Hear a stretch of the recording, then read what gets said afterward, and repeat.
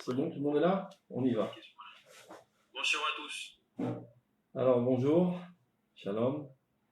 On est au Orot HaTeshuvah, chapitre 15, paragraphe 11. Donc, vous avez reçu le texte, je suppose. On va lire ensemble. Ouma Shelanu, Tibane Betikonen, Tashuv Leetana, Limchonot Chayea Kulam, על ידי מה שהאמוניות שלה, העיר שלה, דהיינו התוכן האצילי המקודש אלוהי שלה, יתפשט, יתגבר, ישתכלל ויתאמץ. Donc on arrête là, on ne va pas tout lire. Donc je reprends pour les retardataires. On est au chapitre 15, paragraphe Yudalef, paragraphe 11. Le Rav nous dit la chose suivante. Notre nation se construira et se renforcera, c'est-à-dire s'établira comme il le faut, et retournera à sa situation originale telle qu'elle était avant sa destruction, et c'est ainsi qu'elle retrouvera tous ses outils nationaux, on va dire.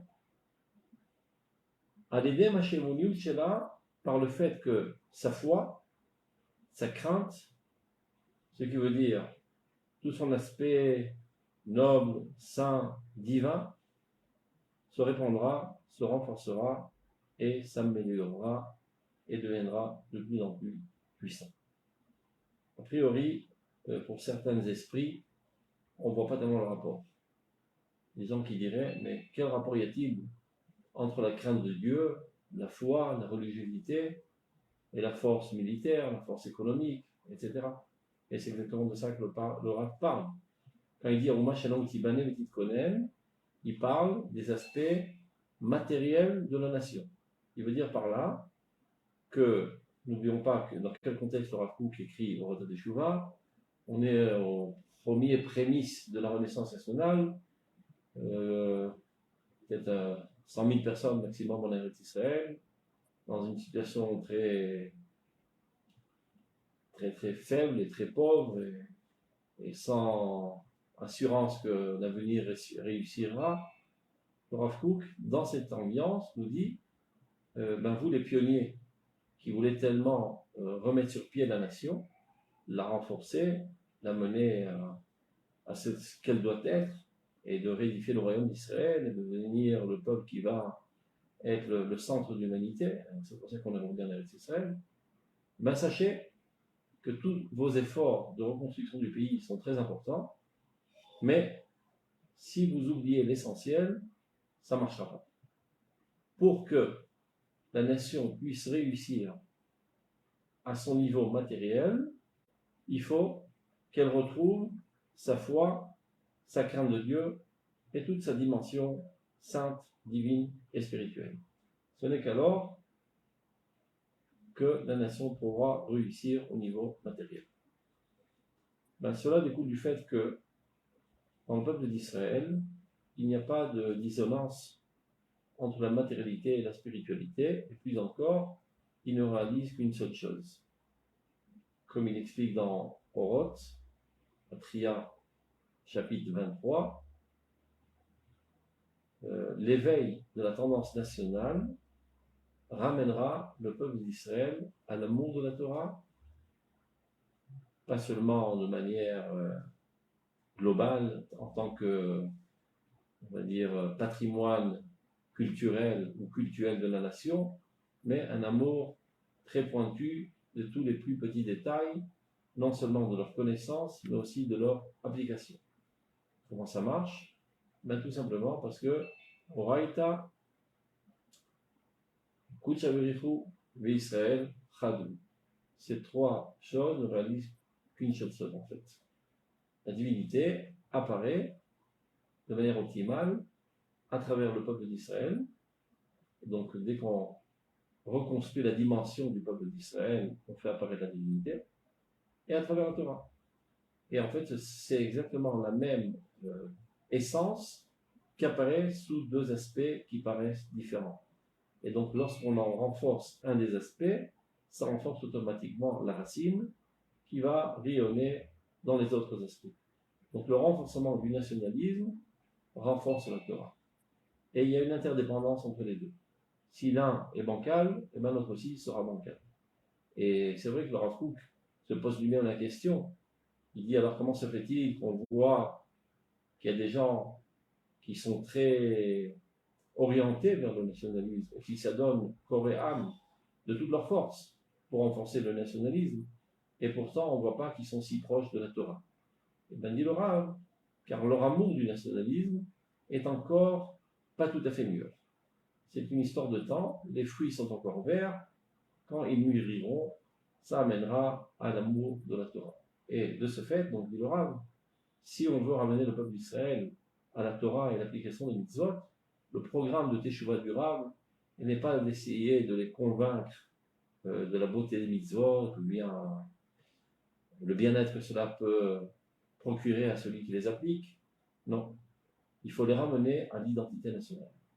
L'amour d'Israël, Ahavat Israël, c'est ça la tendance nationale, elle-même ramènera à court ou long terme, finalement, à l'amour de la Torah et l'application de toutes les mitzvot.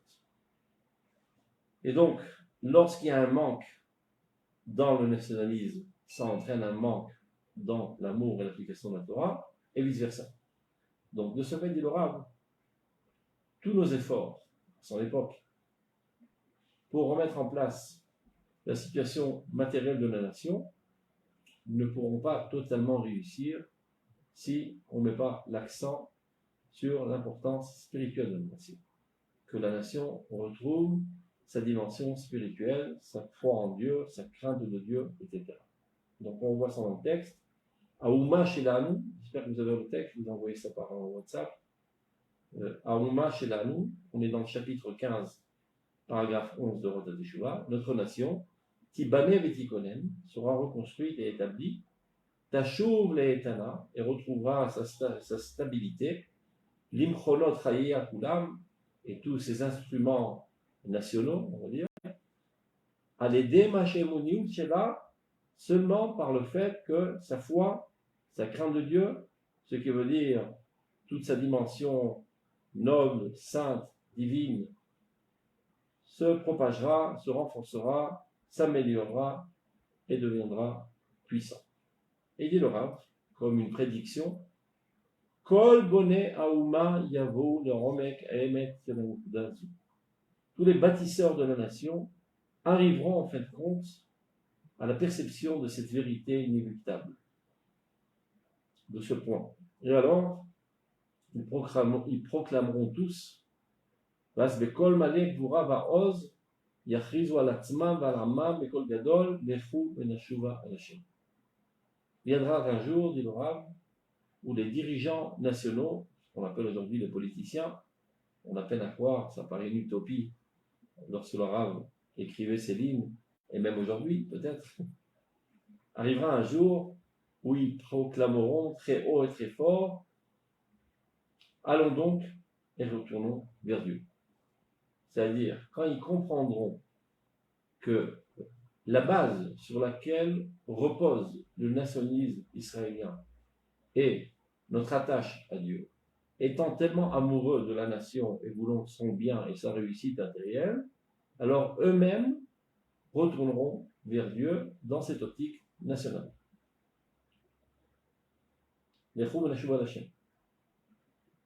Et alors, à Teshuvah, Teshuvah Temetim, on aura alors droit à une véritable Teshuvah. Vous vous rappelez la semaine dernière, on a parlé de Teshuvah Temet et de Teshuvah Tremia. Il y a une vraie Teshuvah, et il y a une Teshuvah de tricherie, une Teshuvah de fourberie, une Teshuvah de mensonge, d'arnaque. On avait compris la semaine dernière, je relis vite fait la première ligne de la Pisca précédente, Kesheshochrachim et Maout Aneshama Atzmit, Akol Asem Ova Mosupak, si on oublie son essence première, tout devient trouble. Et donc la véritable Teshuvah, l'homme doit d'abord avant tout retourner vers son essence, à la racine de son âme. Et s'il voudrait par hasard retourner vers Dieu en mettant de côté sa propre personnalité, sa propre essence, ceci serait Teshuvah Shel Remiyah de Rav Kook, une fausse Teshuvah qui ne mène à rien. C'est une route sans issue. Donc, une véritable Teshuvah, ça retourne à soi-même.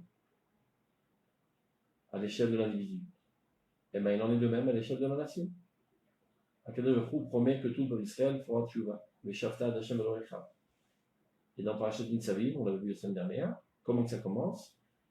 Quand bien même tes exilés se trouveraient aux confins du monde, de là je vous ramènerai sur votre terre. Le retour à notre terre, le retour à notre identité, la volonté de retrouver notre langue, de nous retrouver notre propre civilisation, de nous relier à notre propre histoire, est un retour vers notre moi collectif. Et c'est là qu'il faut aller chercher le divin, et non pas dans les cieux. Donc, selon cette prédiction, que viendra un jour les dirigeants nationaux, il ne parle pas des rabbins, il parle des dirigeants nationaux qui se tiennent à la tête de la résurrection nationale, diront l'Echou Menashuva Hashem, provenant de telles personnes chez qui est profondément ancrée la volonté de retourner vers notre moi collectif, cette Tchouva sera très solide, car elle sera fondée sur une base très solide, qui est la base du retour vers notre essence nationale, notre essence collective, éternelle, nationale. Donc cette Tchouva prendra et tiendra la route de la meilleure manière. Bien plus que toute autre démarche de Teshuvah qui amènerait les individus du peuple d'Israël à plus s'adonner à l'application de la mise des téphilines, d'allumer les roches Shabbat, et faire toutes sortes de stands dans les rues pour soudoyer les gens pour qu'ils veulent bien mettre leurs téphilines, etc. Ce n'est pas l'approche que le Rav Kook préconise. Donc c'est Teshuvah qui aura lieu. À Teshuvat Emet, ce sera une véritable Teshuvah. Va Teshuvah, Mechon Gvura, et d'où on sait que c'est une véritable Teshuvah. On verra bien. Ce sera une Teshuvah qui amènera à une puissance de caractère. Très souvent, malheureusement, il y a des gens qui font Teshuvah, du moins qui prétendent avoir fait Teshuvah. Et on peut observer que leur personnalité commence à s'affaiblir. Si jusqu'à là, ils étaient emplis de vivacité, ils commencent à devenir ternes, faibles, manquant de joie de vivre, etc., etc. Cela même prouve qu'ils se sont trompés d'adresse. Car s'ils avaient fait véritablement teshuvah, c'est-à-dire retourner à Dieu, Dieu étant la source de toute vie, donc leur teshuvah aurait dû les amener à une amplification de leur vie. Et si ceci les a amenés à un affaiblissement de leur vie, ça prouve tout simplement qu'ils ne sont pas allés à la rencontre de la source de la vie, mais qui se sont dessinés dans leur esprit une certaine conception du divin qui est fausse, et c'est vers elle qu'ils sont allés. Et donc ils ne sont pas véritablement arrivés à Dieu. Donc le Rav nous dit, d'où on sait que cette teshuvah sera une Torah Temet, et bien on verra même les caractères de cette teshuvah qui mettra sur pied des gens remplis de force, remplis de vivacité, remplis d'entreprise, de vouloir, d'initiative, etc. Teshuvah mechon gvura tiyeh. Vateshuvah titen oz v'ta'atzumot lechol ha'seifim ha'ma'asim ha'ruchanim. Ce genre de teshuvah, qui est une véritable teshuvah, et bien contrairement à ce qu'on pense, les gens très souvent ont peur de faire teshuvah, de peur de laisser tomber le monde concret et matériel, car c'est ce qu'ils ont l'habitude de voir. Par exemple, il y avait quelqu'un qui était pilote dans l'armée d'Israël, un vaillant et courageux guerrier pour l'armée d'Israël. Un beau jour, il a fait teshuvah, et bien il arrête d'être pilote. Ben mince, l'État d'Israël a tant investi pour mettre sur pied un pilote, et venu quelqu'un lui a bourré le crâne, on a perdu un pilote. Donc faites gaffe, écartez-vous et écartez les gens de ce fléau qui s'appelle la teshuvah. Par contre, cette véritable teshuvah qui adviendra et qui sera suscitée d'Afka par les dirigeants politiques de la nation, teshuvah temati, renforcera tous les aspects aussi bien matériels que spirituels. Les gens qui seront empris de cet esprit de teshuvah seront encore plus mobilisés, disons, pour l'avancement des aspects matériels de la nation comme des aspects spirituels. Ces gens-là continueront d'être dans la vie concrète, dans la vie réelle, et évidemment, ça donneront davantage à l'étude de la Torah, à la perfection de leur trait de caractère, à la tfila, aux mitzvot, etc. Et ça amènera, ce mouvement de Teshuvah amènera à ce que ces personnes qui y adhèrent, ça donneront totalement pour l'avancement de la nation dans tous ces domaines. Shiflula, l'Ikitsata, l'Ikriya, son avancement pour l'amener à son réveil, à sa renaissance nationale, l'Itodut et l'Data, le renforcement de son statut, c'est-à-dire aux yeux de l'humanité. C'est-à-dire, ils feront de tout pour que l'État d'Israël soit admiré, apprécié, reconnu comme une puissance aux yeux des nations. Alors les yeux s'ouvriront, tous les gens qui étaient aveugles, c'est-à-dire qui considéraient la Torah comme quelque chose de mort, d'archaïque, d'antique, prendront compte du fait qu'au bien au contraire, la Torah c'est ça qui revivifie l'homme, qui donne de la motivation à l'homme à s'adonner à l'amélioration de la vie concrète.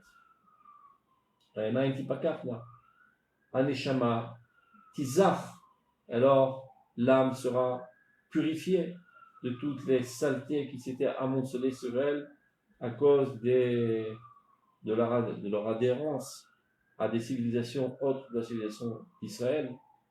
Ora Yavrik, sa lumière rayonnera davantage.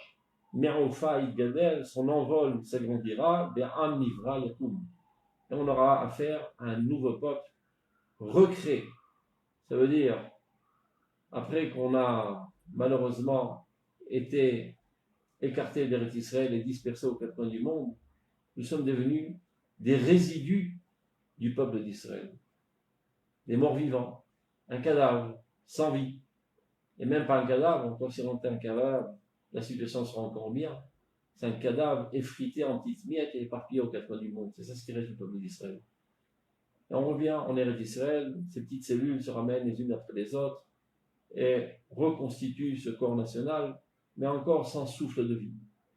Lorsque les dirigeants nationaux diront Lechou menalel bet Hashem, Lechou nashuv el Hashem, ça insufflera un nouveau souffle de vie dans toute cette entreprise du sionisme. Ve'am nivra yakum. Alors, un nouveau peuple recréé se lèvera, Am gadol atzum berav, un peuple grand, puissant et innombrable. Je vous remets encore une fois dans le contexte. Lorsque le Rav Kook écrit ça, il y a environ 100 000 personnes en Eretz Israël. Tout le judaïsme, les grandes communautés se trouvent en dehors d'Israël. Et ici, une poignée de juifs qu'on considère comme des fous, qui viennent travailler et labourer la terre. On peut se dire, c'est peut-être un rêve. La bohémie, je ne sais pas, toutes sortes des gitans, des gens bizarres, qui ont une envie de faire d'agriculture. Et le Rav voit que ceci est le bourgeon, les graines qui sont ensemencées et qui vont amener à ce processus que nous sommes en train de vivre aujourd'hui. Et aujourd'hui, on peut plus ou moins comprendre ce que le Rav Kook disait à l'époque parce qu'on le voit. On se rend compte que l'État d'Israël aujourd'hui est admiré de toutes les nations, est considéré comme une puissance mondiale, etc. Ce n'était pas le cas du tout il y a 40 ans, il y a 50 ans et encore moins il y a 100 ans. Donc il est évident que ce que le Rav décrit ici, c'est une prophétie, c'est une prédiction. Ve'am nivra yakum, am gadol atzum berav. Or Elohim alav. Et alors la lumière divine se reposera sur lui, ou Gdolat Leom Lo, il aura la grandeur d'une nation très puissante. Kalavi Yakum, il s'élèvera comme un lionceau, Vechari Tassa, et il s'élèvera davantage comme un lion. Donc, maintenant pour un peu mieux comprendre ce qu'on vient d'étudier, je vous ai envoyé le texte par WhatsApp. On va lire ensemble ce que Rav Kook écrit dans Oroth. Alors, ceux qui ont le livre, tant mieux. Ceux qui ne l'ont pas, j'ai envoyé le PDF. J'espère que vous l'avez tous reçu. On est dans Orot HaTechia, page Tzadik Zain, qui veut dire 97, Piska Ain, paragraphe 70. C'est bon? On y va. Ça va jeter un petit peu de lumière sur notre paragraphe. On comprendra davantage à quoi le Rav Kook fait allusion dans cette Piska. Atchouva no'ada l'Israël. La tchouva qui est prédit pour le peuple d'Israël. C'est-à-dire ce qu'on attend depuis des millénaires. C'est marqué dans la Torah, Veshavta Adashim Elohecha. Quand la Torah parle de ça, elle ne parle pas que monsieur Yaakov Okovza va mettre cette filine alors qu'il ne les mettait pas. C'est aussi ça, mais évidemment ce n'est pas seulement ça. On parle de la nation entière qui revient vers Dieu en tant que nation. On ne parle pas des individus seulement qui s'améliorent à l'échelle individuelle. On parle de la nation d'Israël qui comprend finalement quelle est sa vocation d'être le centre et le cœur battant de l'humanité pour amener l'humanité entière à la connaissance de Dieu. C'est ce que est censé être l'État d'Israël. Ce n'est pas l'État des Juifs, mais l'État juif. Ce n'est pas une institution qui se soucie du bien-être des Juifs, parce que les pauvres petits Juifs, ils ont été opprimés pendant 2000 ans. Il faut bien qu'ils aient un petit endroit où mettre leur tête et se réfugier. Eh bien non, c'est l'État d'Israël. Ça veut dire c'est la plateforme réelle politique pour diffuser le message d'Israël dans le monde, pas seulement le diffuser comme un discours abstrait, mais en montrant à l'humanité de quoi doit avoir l'air une société normale, qui baigne dans le bonheur constant. Et vu que tout homme aspire au bonheur, et ça fait 5000 ans que l'humanité essaye d'accéder au bonheur et ne réussit pas, elle vit dans la tristesse constante, dans les zizanies constantes, dans les guerres, dans les cruautés, alors que chaque individu aspire au bonheur. Et malgré tout, ils n'y arrivent pas. Ils n'arrivent pas à l'échelle individuelle, ils n'arrivent pas à l'échelle familiale, à plus forte raison qu'ils n'y arrivent pas à l'échelle nationale et internationale. Donc pour les convaincre, il ne suffit pas de faire des beaux discours. Il faut qu'Azéré le Kadesh, qu'ils voient de leurs propres yeux que ceci est réalisable et que c'est la seule formule de réussite pour amener l'humanité au bonheur tant espéré. C'est de cela qu'on parle quand on parle de la tchouva d'Israël. Qu'Israël véhiculera la formule de réussite et de bonheur pour l'humanité entière en tant que nation, avec tous ses organes nationaux, politiques, etc., comme toute nation. Car, quand bien même y aurait-il dans le monde 100 millions de juifs, très froum, comme on dit en France, très religieux, qui étudient la Torah toute la journée et qui se cassent la tête à comprendre un Tosfot, etc., ceci ne convaincra jamais l'humanité que c'est la bonne formule. Car ils pourront toujours dire, tout ça est jouable à l'échelle individuelle. On a bien envie de voir comment ceci est réalisable à l'échelle nationale, politique et encore plus internationale. Donc ceci ne convainc personne. Pour convaincre l'humanité entière que ce que Dieu propose est réalisable et amènera véritablement l'humanité au bonheur, il faut qu'ils le voient de leurs propres yeux, il faut qu'ils voient une nation qui est édifiée de la même manière qu'eux-mêmes, sous une forme politique, avec un État, qui, elle, mis à part le fait qu'elle est aussi une puissance mondiale admirable dans tous les domaines, économiques, militaires, technologiques, etc., elle a une plus-value, qui est la moralité sociale, et l'aspiration à la sainteté, l'aspiration à des idéaux très très lointains, et c'est ça qui lui donne envie et force de vivre. Ce n'est qu'alors que l'humanité entière reviendra vers Dieu. Donc c'est de telle manière qu'il faut appréhender l'édification de l'État d'Israël. Ce n'est pas une solution après 2000 ans de galère, finalement on a un endroit où mettre la tête sur notre oreiller. C'est au début, aujourd'hui, qui a été déclenché le 5 Iyar 5748, le processus de Geulat Olamim, de la rédemption de l'humanité entière.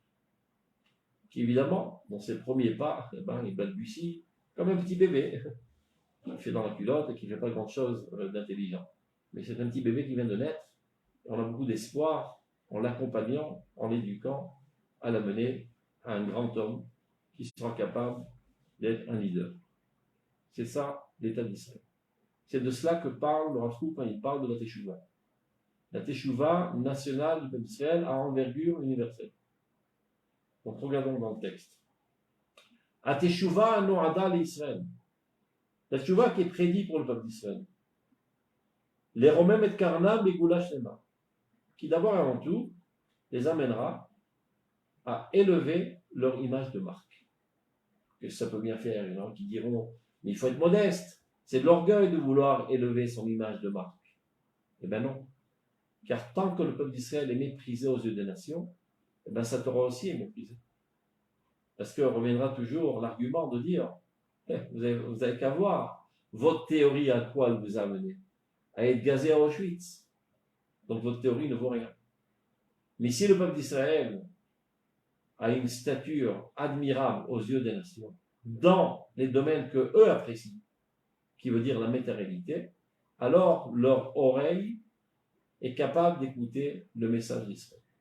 Donc le premier stade de la Teshuvah nationale d'Israël, qui amènera la Teshuvah universelle de l'humanité entière, est d'abord et avant tout l'orgueil national, la fierté nationale, de ne plus avoir honte d'être juif, de proclamer haut et fort, nous sommes juifs, nous sommes israéliens, nous avons notre indépendance, nous avons notre État, et celui qui ose nous chercher une oise, celui qui nous fout une baffe, on lui en rend 10.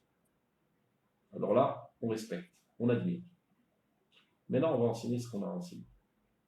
Donc le premier stade, les Romains et Karna Begula Shlema, Tavolade Shabbat Oz Ruach HaKodesh, arrivera par la puissance de l'Esprit Saint. De quoi s'agit-il?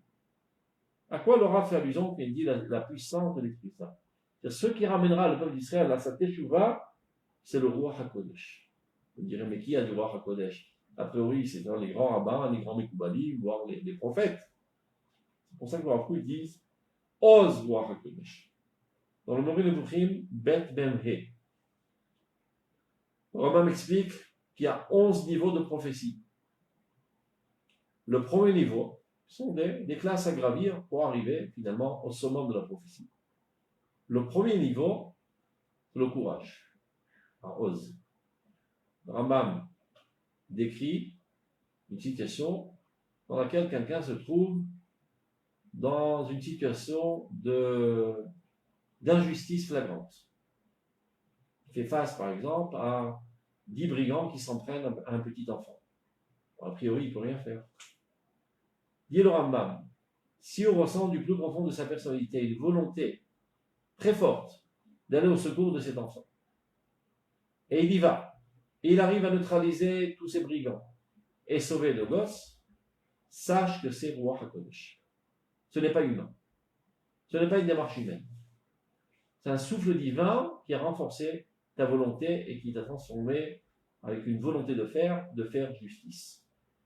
Donc, le premier stade du Ruach HaKodesh, avant d'en arriver à comprendre les secrets de l'existence et prédire l'avenir, etc., c'est d'avoir une personnalité de fer, qui n'a peur de rien, qui n'a pas froid aux yeux. Ce qui caractérise cette nouvelle génération, c'est le courage. Les Juifs de l'exil étaient des peureux. Comme il est dit, c'est la malédiction de l'exil. Tu sursauteras quand tu verras une feuille qui bougera dans les broussailles, ça te fera sursauter, parce qu'on t'a tellement assassiné, opprimé, etc., que tu as peur de tout. Et voilà qu'arrivera une génération qui n'a peur de rien. Très souvent, je dis ça aux Olim Hadashim français, qui débarquent en Eretz Israël. Donc ils ont l'habitude de bien couver leurs petits-enfants, faire attention, leur attraper la main, et ne va pas là-bas, ne va pas ici, etc., qui leur donnent des conseils comme ça. Bon, au début, les gosses, ils sont encore obéissants vers leurs parents. Après un an ou deux où ils baignent dans l'environnement israélien sain et saïen, ils disent à papa et maman, ne me cassez plus les pieds, je prends mes ailes et je m'envole. Alors il se balade où il a envie, il pose plus de questions à personne, etc. Il n'a plus peur. Alors les parents sont ahuris, mais non, ne va pas, c'est dangereux, etc. Alors je dis aux parents, si vous êtes malade mental, de grâce, ne transmettez pas ça en héritage à vos enfants. Arrêtez là la maladie. Ça fait 2000 ans de maladie mentale, de peur. C'est vrai que vous êtes des peureux, on n'y peut rien. Mais ce n'est pas une raison de contaminer vos enfants de cette maladie de la peur. Baruch Hashem, ils auront trouvé leur fierté nationale, leur orgueil national, leur courage et leur force. Donc ne les obligez pas à retourner dans le passé. Et bien, si vous avez des problèmes, rentrez-vous la tête dans le mur, mais ne cassez pas les pieds à vos enfants. Baruch Hashem, ils ont guéri. Donc tout ça pour dire que ce qui caractérise la nouvelle génération en Eretz Israël, c'est le courage, la volonté envers et contre tout de remettre sur pied la nation. Oz Ruach HaKodesh. Donc le premier maillon de cette chaîne du processus de la Teshuvah commencera, dit le Rav, par Oz Ruach HaKodesh, la puissance qui est le premier stade du Ruach HaKodesh. Shuas Gula Nevuit Batralata, comme il est dit. C'est la capacité prophétique dans ses débuts, dans ses premiers pas, ce courage. Amit Pachet et Alkolom Makula. Et ce n'est pas seulement quelques individus qui en sont animés, toute la nation, de manière générale, est animée de ce courage. On n'a peur de personne. Je n'ai pas vu des Israéliens qui ont peur. On est en Eretz d'Israël, entouré de 100 millions d'ennemis qui ne rêvent que de nous détruire, et encore 1 milliard d'ennemis de loin qui les alimentent en armes et en argent et en motivation, et les jeunes filles de 18 ans et de 14 ans et de 12 ans se baladent toutes seules la nuit à Jérusalem, à 2h du matin, à 3h du matin, et n'ont peur de personne. Personne n'a peur en Eretz Israël, Baruch Hashem. Mitor Sheruach Elon Ze Mitamet Lofia. Non, ce roi HaKodesh qui force, il fait du forcing pour apparaître. Midgashim et Nidachim Ruchot Ktanim Imen. Et là commence le paradoxe. Animé de cette force de caractère, de cette volonté de faire réapparaître la véritable stature de l'Israël dans toute sa grandeur, on a comme l'impression que les comportements qu'on avait adoptés en exil relatent une certaine faiblesse. Et donc on a tendance à donner un bon coup de pied sur les mitzvot. C'est ce qui explique, entre autres, il y a plusieurs explications dans Maharador, qu'est-ce qui a amené la génération à l'abandon des mitzvot. Là, il rapporte un nouveau facteur. Étant ébloui de la dimension de la grandeur, ébloui du soleil de cette grandeur, il ne voit pas tellement en quoi servent ces petites bougies qui paraissent insignifiantes. Quand tu es dans l'obscurité de l'exil et que tu es à moins que rien, écrasé par tout le monde, et tu es dans les ténèbres, eh ben, tu comprends l'importance de la bougie. Ça t'éclaire un petit peu ta vie. Mais quand tu es ébloui par midi tapant le soleil sur la tête, te balader avec une bougie dans les mains, ça paraît absurde. Et c'est ce qui fait que la nouvelle génération a tendance, dans un premier temps, à donner un coup de pied au mitzvot. D'autant plus, et ça c'est moi qui le rajoute, que ceux qui sont très pointueux sur les mitzvot, ce qu'on appelle aujourd'hui le monde ultra-orthodoxe, eux sont aveugles, ne se rendent pas compte de ce soleil éclatant de la Renaissance nationale, étant même à dédaigner et mépriser ce mouvement. Alors ceux qui sont empris de ce mouvement, ceux qui sont animés de ce nouvel esprit de remettre sur pied la fierté nationale, se sentent frustrés de la démarche de ceux-là. Et donc, en leur donnant un coup de pied sur leur mitzvot, pour ne pas dire donner un coup de pied autre part. Vous représentez les mitzvot, vous représentez la faiblesse, vous vous déconnectez du mouvement national, on ne voit pas de vos mitzvot. Il dit le Rav, et crainte. Il explique ça dans Honte Teshuvah, Dalet Chet. ce n'est qu'une époque intermédiaire. Car n'oublions pas, ce qui a amené le peuple d'Israël à cette volonté de remettre sur pied sa fierté nationale, c'est la lumière de la Teshuvah. Et cette lumière de la Teshuvah ne peut pas arrêter à mi-chemin. Donc dans un premier temps, elle déclenche cette volonté de remettre sur pied cette fierté nationale. Dans un deuxième temps, elle amènera tous les Juifs à l'application de toutes les mitzvot. Donc ne soyez pas stupéfaits et découragés et démoralisés en voyant cette époque intermédiaire de crise. Il faut l'accompagner avec beaucoup d'intelligence, beaucoup de chaleur et d'amour. Comme un enfant à l'époque de la crise de l'adolescence, qui remet tout en question. Alors si tu décides de le matraquer pour le ramener à son obéissance infantile, il se rebellera davantage. Son moi surgit et donc il remet en question l'autorité parentale. C'est bon, ça prouve qu'il a grandi. Renforçons cette tendance de l'expression de son moi. Et après, on répondra aux questions pertinentes qu'il pose, sans le faire taire, en répondant.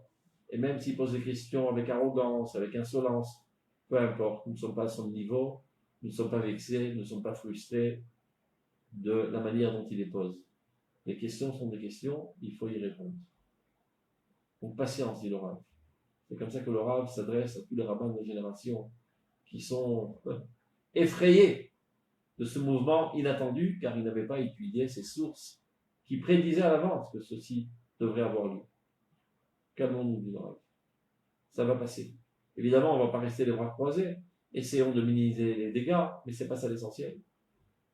L'essentiel, c'est de le faire arriver à une maturité tellement haute, intellectuelle, qui comprendra la grandeur infinie qu'il y a dans ces mitzvot qui paraissent être des petites bougies, mais en fait, rechava mitzvatecha meod. Dans chaque mitzvot est condensé 1 milliard d'idéaux. Ça n'apparaît pas, parce que tu vois un petit boulav, sarakol, c'est une branche de palmier. Tu vois une petite filine, sarakol, c'est un cube noir de or, on dit or, de cuir. En quoi ceci amène la rédemption, l'humanité, le bonheur? C'est un petit peu compliqué à comprendre. Mais ça, c'est la stratégie divine, c'est la technique divine, comment faire apparaître des lumières extraordinaires, des idéaux grandioses dans des comportements qui paraissent être minutieux et petits. Donc, les questions sont à leur place et sont pertinentes. Il faut y répondre. Et pas commencer à agresser, à insulter, à délégitimiser, ce qui va faire seulement de les renforcer sur leur arrogance. Continuons. והתוכן המיוחד לישראל בתורם לבדד ישכון לא יתברר על ידי המעשים החיצוניים והקיצוניים והדברים הלימודיים בלבדם. Ça veut dire la particularité du peuple d'Israël, qui est Am Levadad Ishkon, qui est le peuple saint, qui est Mamlechet Kohanim, n'apparaîtra pas, dit le Rav Kook, écoutez bien ce qu'il dit, par les actions extérieures et bien déterminées. Il fait allusion au mitzvot. Ve'advarim alimudim, et les thèmes étudiés. Il y a marqué bilvadam, seulement. Dans le texte original, il n'est pas marqué seulement. Il veut dire le Rav, pas du tout. Vous vous trompez, c'est pas du tout. Le Rav Siouda, qui lui a mis de l'or dans les écrits de son père, il a eu un petit peu peur que les gens soient effroyés de ce que le Rav écrit, donc il a rajouté bilvadam. Mais dans le texte original, il n'y a pas marqué bilvadam. Car vous vous trompez totalement sur toute la ligne. Ce n'est pas en renforçant l'application de mitzvot à l'échelle des individus que nous amènerons le peuple d'Israël à sa véritable teshuva. Mais bien au contraire, en renforçant la source de toutes ces mitzvot, qui est la croyance, la conviction de notre supériorité et de notre vocation de drainer l'humanité entière à la connaissance de Dieu. Et ceci commence d'abord par la remise en place de notre amour-propre, de notre fierté, qui a tant été brimée pendant l'exil. C'est sur cela qu'il faut miser tous nos efforts.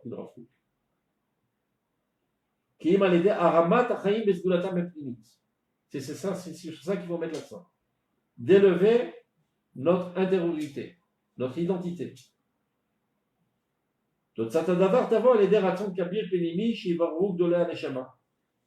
Maintenant, qui est capable d'amener la nation à cela? Évidemment, Gdolé Aneshama, les plus grands de l'âme, c'est-à-dire les plus grands Talmidei Chachamim qui s'y connaissent parfaitement dans les fondements de la Emouna d'Israël et qui s'y connaissent dans la Kabbale, dans sa traduction dans le monde du concret. Eux seront capables de trouver le moyen d'amener le peuple d'Israël à exprimer au mieux son intériorité, son âme.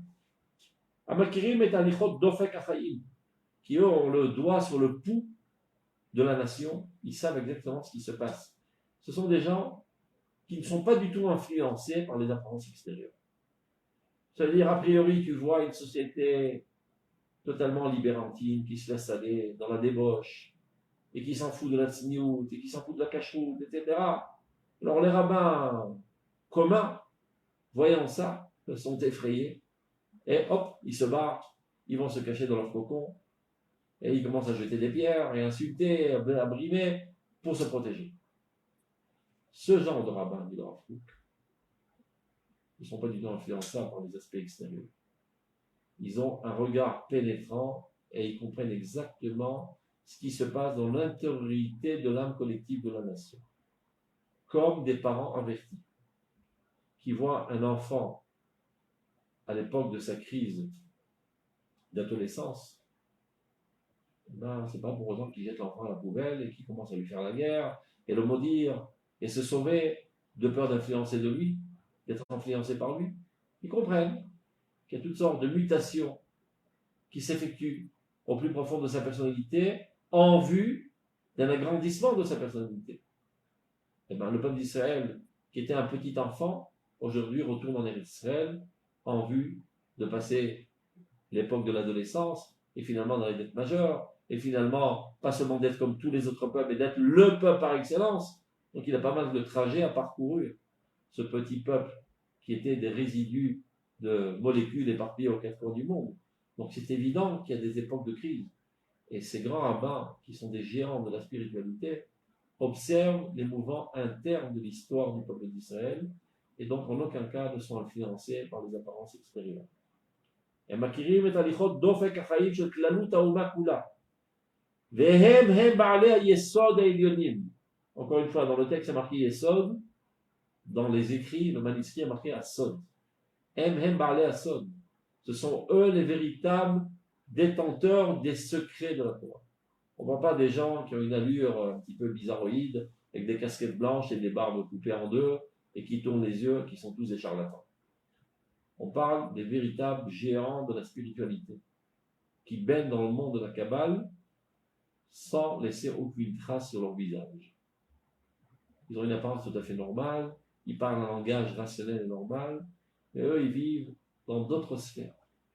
Ils savent exactement ce qui se passe dans les coulisses de l'histoire, dans les coulisses de la nation d'Israël.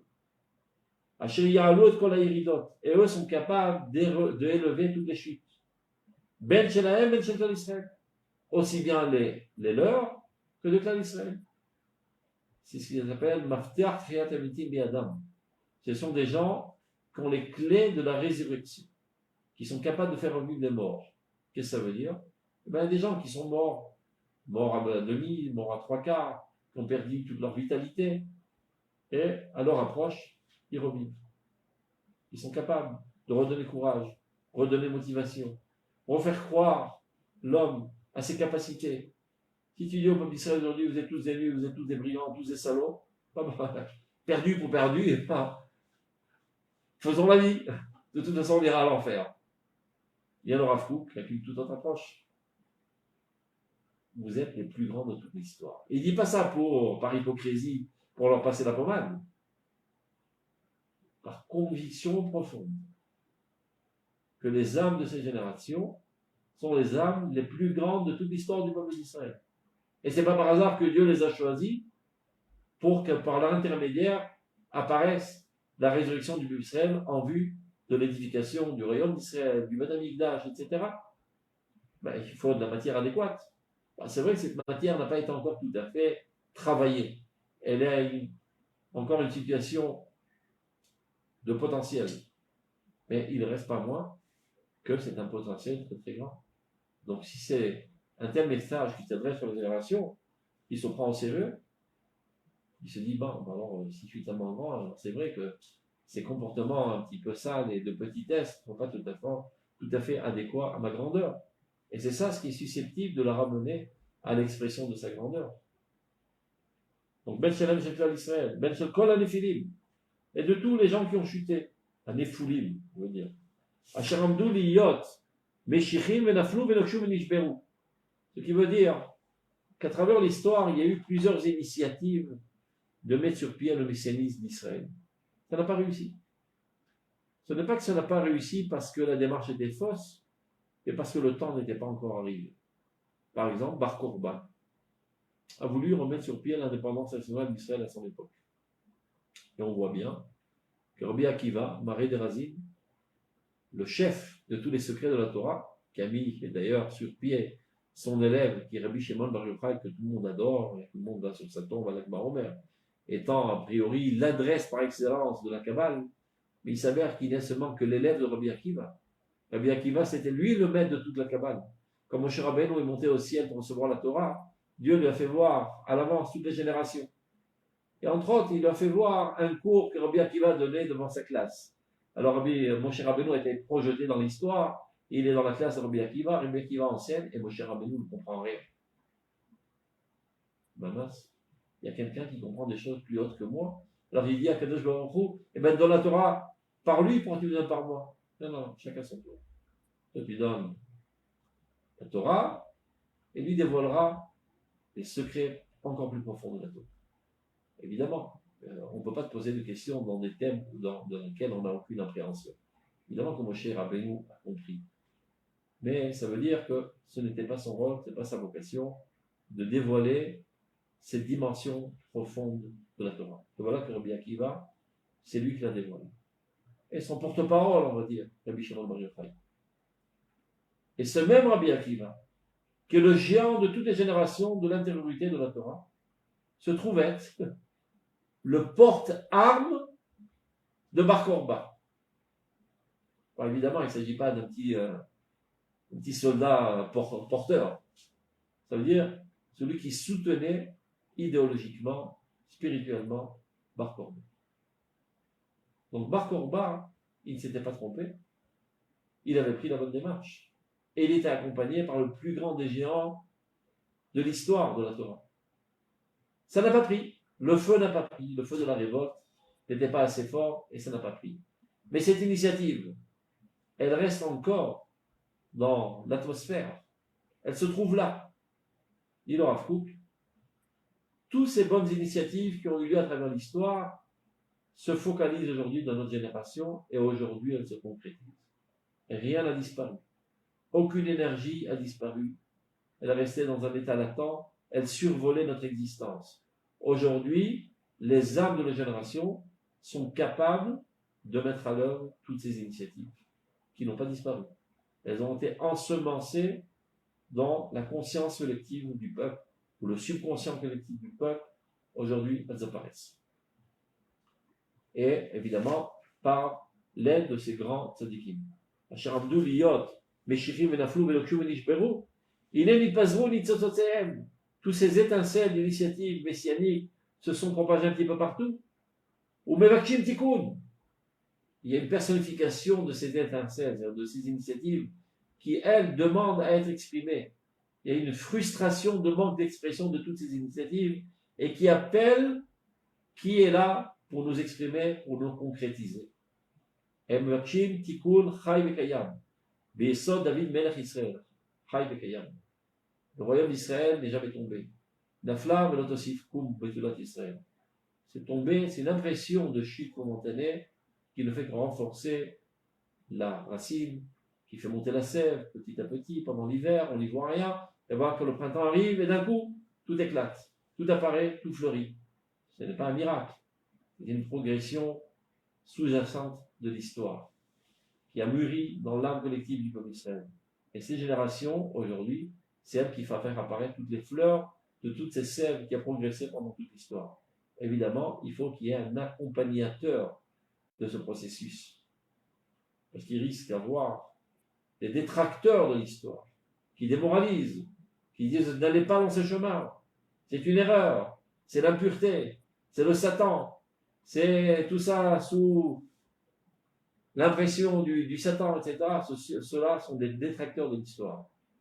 Mais n'ayons crainte, à quel point on voit contre eux des géants qui sont 100 millions de fois plus grands, qui viennent et qui encouragent les peuples d'Israël à la mener à l'expression de toutes ces initiatives messianiques pour qu'elles apparaissent dans cette génération. Verucha de Meshicha. Et c'est ainsi que l'esprit messianique, Olechu Beor Torah Apenimit, apparaît, c'est-à-dire les effets concrets du messianisme, qui sont la résurrection nationale, qui sont les guerres d'Israël, qui sont la reconstruction du pays, qui sont le rassemblement des Juifs en Eretz Israël. Tous ces aspects matériels apparaissent dans toute leur vigueur grâce à Torah Pnimit, à cette Torah intérieure. S'il n'y avait pas eu cette coïncidence entre l'apparition de cette Torah intérieure, il y aurait eu encore une fois un échec. Encore une fois, Bar Korba serait tombé. Kadosh Baruch Hu éveille les âmes, amène les Juifs à cette volonté de rétablir cette indépendance nationale. Parallèlement à cela, il envoie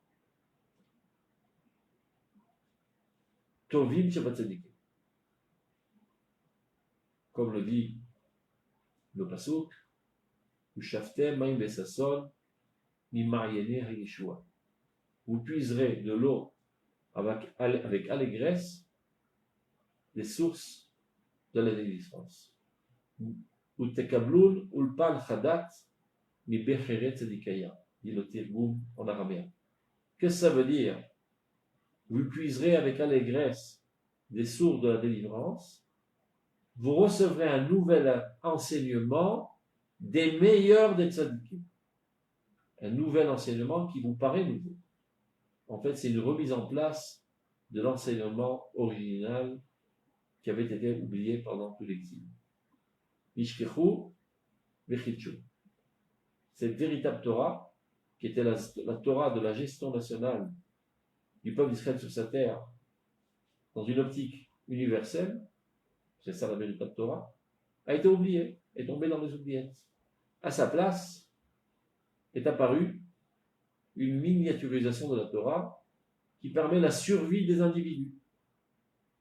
Et alors, lorsqu'à l'époque de la Géoula, ressurgit la véritable Torah, ceux qui adhéraient avec beaucoup d'amour et d'entrain à la Torah miniaturisée, quand ils voient surgir cette grande Torah, ils disent Zélo Torah Min Hashamayim. Ce n'est pas une Torah. Ce n'est pas la Torah qu'on connaît, c'est une autre Torah. Ben, vous avez oublié, c'était quoi la Torah? C'est comme quelqu'un qui a vécu dans sa cellule pendant 50 ans, dans l'obscurité totale et habitué avec sa petite brosse à dents et son petit seau. Et pour lui, c'est ça toute la vie. Et il vient quelqu'un, donne un bon coup de pied sur son seau et sur sa petite brosse à dents et sa petite étagère qui s'est construite. Il dit, mais tu me détruis tout mon monde. Je te fais sortir de ta cellule. Maintenant, tu vas connaître la véritable vie. Ben non, tu me détruis. Tous mes points de repère disparaissent. C'est provisoire. Ils reviendront de plus belle, dans leur véritable dimension. Il faut qu'il y ait un accompagnateur. Tzadik. On dit dans le Mizmor. Est-ce qu'il y a dans les générations un Chacham qui est capable d'analyser ce qui se passe, les bontés divines? Sans quoi on peut percevoir ça comme une cruauté divine, une destruction divine. Il y en a qui pensent que Dieu nous cherche noise. C'est pas Dieu, c'est le Satan, évidemment, parce qu'ils pensent qu'il y a deux autorités, l'autorité divine et l'autorité du Satan. C'est le Satan qui entreprend toutes ces entreprises bizarres. Non, Bichacham, il faut qu'il y ait dans les générations un Chacham. Bishmorele, qui sache garder, préserver, comprendre et enseigner au peuple. J'ai fait Chasdé Hashem. Tout ce qui est en train de se passer, c'est la bonté divine. Donc, Torah Pnimit. V'chol ma shitamtsuk dole teorelem. L'ilchom neget shirchata shel Torah Eliona. Va'alamata, itorer koach hatria leumit yoter v'yoter. Donc le Rav Kook appelle à ces grands qui parfois, par modestie, s'oublient et n'osent pas, il les appelle à se renforcer. Il faut qu'ils font la guerre. La guerre contre cette intention de faire oublier la Torah suprême, de la cacher, de la brimer, de dire non, la Torah c'est seulement le Shulchan Aruch. Tout le reste, c'est des papoteries, c'est de la philosophie. C'est des idioties, ce sont des rêves, c'est de la poésie. La Torah, c'est seulement l'application mitzvot, bien connaître un bon Tosfot, c'est ça toute la Torah. Les beaux discours, ça ce sont des rêveries. Il faut déclarer la guerre. Évidemment, quand on parle de guerre, qui était la milchama loïvecha, la véritable guerre sanglante, c'est contre les ennemis d'Israël. Là, on parle d'une guerre de déroute, une guerre de pensée. Ne pas se laisser intimider par toutes sortes de personnes qui sont médiatisées comme étant des grands, parce qu'ils ont une connaissance technique de la Torah. En aucun cas se laisser intimider. Et d'arrêter, en aucun cas, d'être les véritables porte-paroles d'Akadosh Baruch Hu dans cette époque si importante pour l'humanité entière. Et si ceux qui en sont conscients ne se prennent pas au sérieux et s'emplissent de fausse modestie et dire bon, qu'est-ce qu'on peut faire, qu'est-ce qu'on veut devant ces grandes sommités qui sont considérées comme les leaders religieux du peuple d'Israël, on n'a aucune chance. Eh bien, ce sont des traites. Ils sont censés faire connaître au peuple d'Israël l'Imiut Torah, les grandes lignes du judaïsme, les grandes lignes de la Torah, le véritable message de la Torah, sans peur, sans crainte, sans intimidation, car c'est leur homme. Tout celui qui a été animé d'un idéalisme, ce n'est pas par hasard, c'est Dieu qui l'a choisi. Et s'il ne le fait pas, c'est comme Navi, Shekovesh et Nevuato, Shechayav Mita. Dieu envoie un prophète pour proposer un message au peuple d'Israël, et pour toutes sortes de raisons, il ne le fait pas. Et bien on le met à mort. Tu l'as pas rempli de la vocation. De même, quelqu'un qui est animé d'un idéalisme, qui comprend ce qui se passe, et qui comprend que sans la divulgation de ce message, eh ben, le peuple d'Israël n'arrivera pas à bon terme. Il risque de dérailler et de retomber dans la petitesse. Parce qu'il y a tellement de forces qui essayent de bâillonner ce message. Il y a tellement de petitesse qui essaient de ramener le peuple d'Israël à son état catastrophique de l'exil, pensant que c'est ça la Torah. Alors tu peux être découragé, intimidé, etc. Non, dit le Rav. Ça c'est une robe, faire la guerre, sans peur, sans avoir froid aux yeux. Il faut lutter contre cette volonté de faire oublier la grande Torah, la alamata, de la cacher. Plus ces forces-là s'éveilleront, ceci amènera à l'éveil de la Renaissance nationale, renforcera l'État d'Israël. Car l'État d'Israël, si son objectif n'est pas clair, eh bien, il peut dérailler et de s'inventer un objectif totalement faux. De penser que l'objectif, c'est de rabaisser le prix du cottage. Ou l'objectif, c'est d'aider le pauvre Palestinien à arriver à leur indépendance nationale. Ou leur objectif, c'est d'effacer la particularité du peuple d'Israël. Et donc, on ne s'appelle plus l'État d'Israël, mais l'État de tous ses habitants. Il y a toutes sortes d'objectifs alternatifs si on ne propose pas le véritable objectif. Donc, ceux qui comprennent et qui ne s'y donnent pas corps et âme et jour et nuit à cet objectif, eh ben, ils sont complices de la détérioration du processus sioniste. Donc, Itoer Koratria Leumit Yoter Veyoter. Yassir Ma'ala Vegada Vatsoyim, c'est ça ce qui amènera le sionisme de se déshabiller de ses habits salis d'excréments c'est-à-dire le sionisme, qui pour l'instant baigne malheureusement dans une non-religiosité, Veilbash Bigde Kodesh. Elle amènera de s'habiller de ses habits saints, c'est-à-dire Tzionut et Mitzvot. Ce n'est qu'alors que sera connu par le peuple d'Israël et de tout le monde, chez Parmé Dalim Elou, que ces petits pas qui paraissent pauvres, à l'époque de Rav Kook, des petits juifs qui labourent la terre avec leurs fourches, etc., ça paraît des petits pas insignifiants, seront reconnus à cette époque, chez Parmé Dalim Elou, ces petits pas pauvres, et Ikvot Geulat Olam sont les traces de la rédemption du monde entier. L'Israël, aussi bien pour l'Israël que pour l'humanité entière. Et Kol Asher Yichubar El Chaim, pour tous ceux qui sont liés à la vie. Ce n'est pas seulement la rédemption de l'Israël, mais encore la rédemption de l'humanité, la rédemption de toute l'existence, de tous les vivants, de tous les êtres vivants, des animaux et de tout. Au Neshamot Yeshene Afar, et les âmes de ceux qui sont sous terre. Il y a pas mal de juifs qui sont sous terre et qui rêvent de ressusciter. Ras-le-bol de la poussière dans les yeux et dans la bouche, ils attendent de sortir de leur tombe. De quoi cela dépend? Que de nous. Car on n'arrivera pas à Triad Amitim, qui est le stade le plus lointain, avant de passer d'abord par Yimot HaMashiach, par Kamat Malchut d'Israël, Binyan Bet Hamikdash. On a pas mal d'étapes à franchir avant d'arriver à cet objectif qui est Triad Amitim. Ben ces métimes, non. Eux aussi, ils en auront le bol d'attendre. Et de quoi tout cela dépend? De nous. D'activer, d'accélérer le processus en divulguant le véritable message de la Torah, en proposant au peuple d'Israël son véritable objectif. Qui eux aussi attendent avec impatience le jour de la Géoula, l'Or Chadash al Tzion, à une nouvelle lumière qui apparaîtra sur Tzion. Donc c'est de cela que le Rav Kook parlait dans notre Pista de Roth Adeshuvah, que la nation arrivera à sa véritable puissance et stabilité lorsqu'elle retrouvera toute sa dimension de crainte et de foi. Mais évidemment, il ne parle pas de cette crainte et de cette foi à l'échelle individuelle, mais à l'échelle nationale. Que ce soit dit haut et clair sur le podium de la Renaissance nationale que notre objectif est de remettre en place le message divin dans ce monde. Donc, portez-vous bien. À la semaine prochaine. Kol Tov. Kol Tov. Shalom, shalom.